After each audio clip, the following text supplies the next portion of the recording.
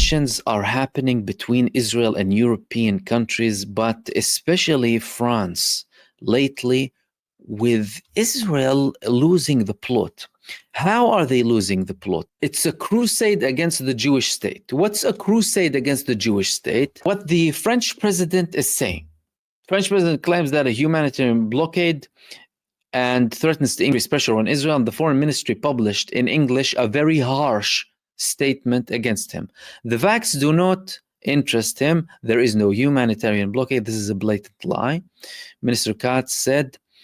And he said that the paper recognizing a Palestinian state will be thrown in the trash, because Macron was talking about the recognition of a Palestinian state. France and other European countries are talking about recognizing a Palestinian state, more political support and diplomatic support. But the fact of the matter is, Israel is getting annoyed at any sort of a statement even coming from these countries, if they criticize them, or if they say that there's a humanitarian catastrophe, or if they say that, for example, there's a genocide going on. And to this level, saying that France is having a crusade against the Jewish state, the eternal victims, ashamed of nothing and always playing the victim card. Typical. Now, on the diplomatic front, some of the Arab states are doing some moves. But before I get to these moves, the tone in Europe is changing, not only from France, but it's also changing from Germany as well. So Germany now, the German foreign minister is saying that we will approve arms shipments to Israel based on assessment of the humanitarian situation in Gaza. Germany is the second biggest supplier of arms to Israel, following the United States, and after Germany comes Italy. If Germany actually halts arms to Israel, that will be something significant for Israel, way more significant than when Canada, for example, halted arms last year. Of course, if the United States would still arm Israel, Israel would still be able to continue. But the fact that Germany has had positions that were abhorrent, they were the most supportive alongside the United States of Israel, despite all of the criticism and horrors, and they have made abhorrent statements, the political leaders of Germany, towards Israel and the genocide in Gaza, with draconian measures being taken internally in Germany against anyone who sympathizes with the Palestinian people. But this shows you again the level of stupidity of the Israelis and how far they went to cause a problem with, well, one of the biggest allies of Israel, Germany. Germany is a country that, well, it's still petrified of the threat of someone calling them, anti-Jewish or whatever it is. They follow all of that garbage.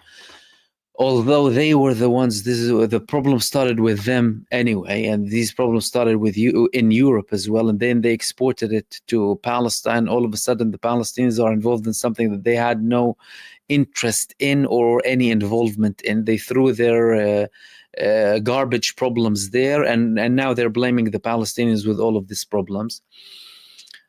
But even them, even Germany, even the German politicians, even the German leaders, that shows you a very massive diplomatic failure for Israel.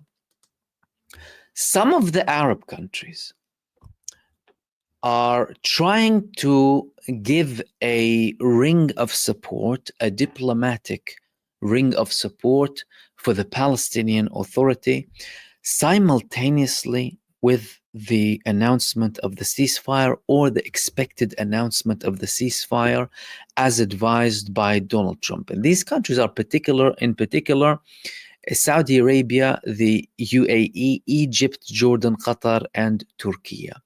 They wanted to go to the West Bank to meet with the Palestinian president, Mahmoud Abbas, to increase the prospect of a Palestinian state, to say that, okay, we reached a ceasefire in Gaza, but we need to have a state. We're not just going to be satisfied with just a ceasefire that Benjamin Netanyahu would break again. No, we want to come and we want to show you solidarity.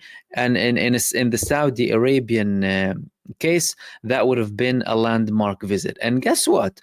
Saudi Arabia is a country that Israel has always been talking about, saying that we want to have a deal with them and we want to let them join the what's labeled as the Abraham Accords, and we want to have a peace deal with them. But now they're actually blocking them from visiting. Israel will block Saudi-led delegation from visiting the West Bank. Again, another exercise of paranoia. You're talking about a paranoid state. They're afraid from visits. And this is a country that they want to have relations with. Saudi Arabia is one of the key Arab states that Israel wants to deal with. Benjamin Netanyahu himself, personally, has been chasing the Saudis for a deal, for a peace treaty, for them to join the Abraham Accords for decades now. Why? Because Israel begs for recognition. Why? Because a thief wants to be legitimized. Some of the Arab states, try to give him the legitimacy on a governmental level. They never really received the popular legitimacy, and they will never have any sort of real normalization. Even if you look at the peace treaty with Egypt and with Jordan too, let alone with Saudi Arabia. Now, you're trying to reach a deal with them. You're trying to have these diplomatic ties with Saudi Arabia. You're asking the Americans, you're constantly asking the Americans to push, to ask, to include Israel in the negotiations. Let them have a peace treaty with us. Let's have a peace treaty with them. And you're banning them from visiting your puppet. I mean, who is the Palestinian president anyway? It's not like you're talking about someone from no, the Palestinian president, everything is coordinated with Israel. The man moves with the approval of Israel.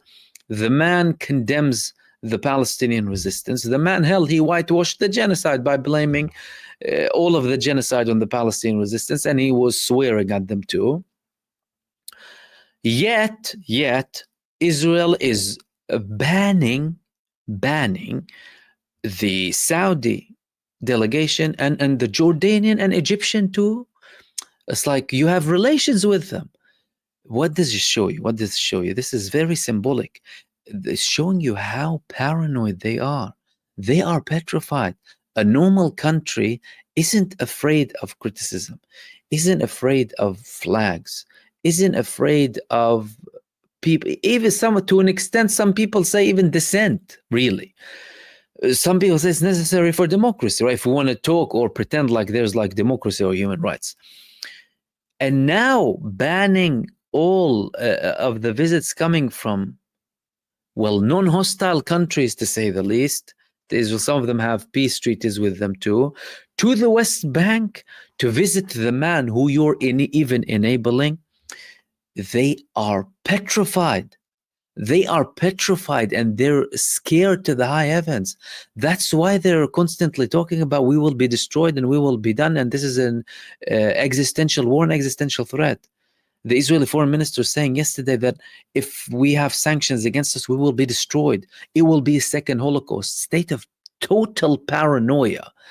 And that, alongside the projection of power and the abhorrent barbarism, the exaggerated violence, all of that is a show of strength to hide the fear, to hide the weakness, to hide the defeated mentality, to hide a defeated nation, to cover up a huge military failure.